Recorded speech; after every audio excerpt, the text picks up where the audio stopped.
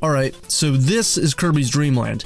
This is the first Kirby game to ever exist. Everyone knows that he started on the Game Boy back in '92. Not in Adventure, not in Smash Bros. It was on the Game Boy. It's common knowledge. Clearly. I initially thought that this was going to be like a simplified version of Kirby's Adventure, but just a worse version of that game. You know, it being his first game, being in black and white and mainly gray, running on what looks like an iPhone for dinosaurs. And in comparison, Adventure just looked to be the glow-up version of what Dreamland dreamt of being. And to my surprise, this is its own thing. I legit thought that Adventure was a colorized version of Dreamland. I was way wrong. This is not the same game as Adventure. It really is dramatically a different game, and it isn't too bad. Dreamland is a short and sweet original game that values your time and makes sure to provide you something for the dedicated time you give it. Doesn't feel too awful to play. It's really simple. It's chock full of secrets, even though there's like 5 stages in the whole damn thing. Visually, even though it looks like a Charlie Chaplin film, it is beautifully designed and structured that doesn't make it too hard to get lost or make you lose track of where your main ball is within this basic gray world.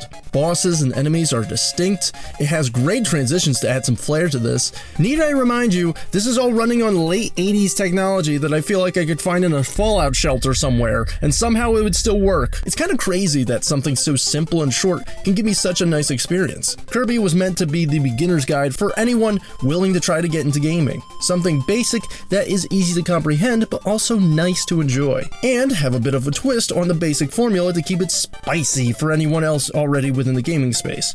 It's cute. It's great. Here's the thing though, you might have noticed with my gameplay so far that I've chosen to suck up baddies and spit them out instead of copying their abilities, like I normally tend to do in Kirby's Adventure. And the reason for my no ability run is because Kirby does not have that ability yet. He can't copy anyone. He only devours. I didn't know this, but Kirby did not have his world-renowned copy ability in the very first game. That actually started in Kirby's Adventure. I don't know if that was planned to be in the first game or not, but regardless, I had no idea that it was not in Kirby's DNA to copy since the beginning. I thought that was always who he was. Do you know how sad I got when I ate the first thing I saw and it didn't give me the ability to swing a sword or shoot laser beams at my frickin' forehead? I felt naked without that power. Even though the copy power was gone, I still had a good time with Dreamland. It was quite the rewarding game. You gain info on an input code that was easily accessible since the beginning that you had to manually put in on the title screen. Once the code was entered, you get access to something called extra game mode. And once you start in extra game mode, it's just the same game with new enemies, it looks like. But what was it that really made this extra mode?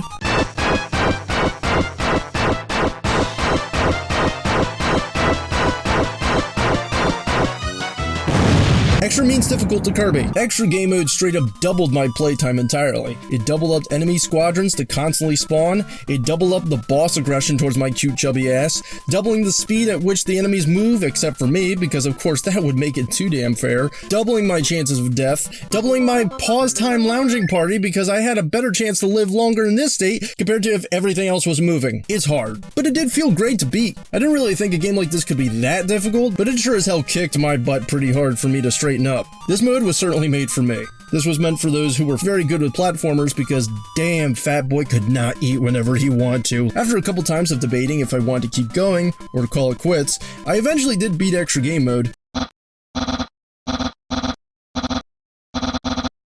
And again, I got handsomely rewarded with a different input code for config mode, which just sounds like a sketchy fruit. It's actually just a small debug menu for you to mess with. You get to mess with health and lives and stuff like that, along with a sound test area where you can listen to all the sounds and music from Dreamland. That way I could take a dump while listening to King Dedede's theme and use any sound effect that I want to when the time calls for it.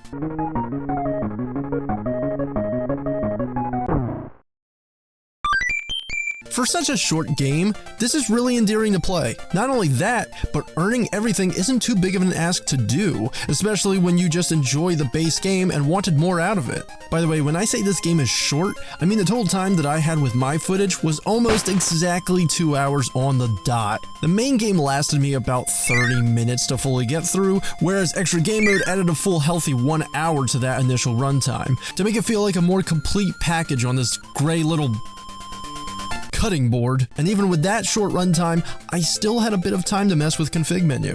Just enough to make it equal to a total of 2 hours. This game was definitely made for road trips, and it won't do anything crazy for you, but damn does Kirby's Dream Land make the most out of its tiny ass cartridge chip. I felt that it had like the perfect amount of content that it needed to give me this sense of accomplishment and joy for me to possibly consider picking this game back up. I mean, I still think Adventure was a much better start, but this game still rocks, honestly. It's harmless fun for beginners or casuals alike. It offers challenges for experienced people, and this was certainly a pleasant surprise to be had.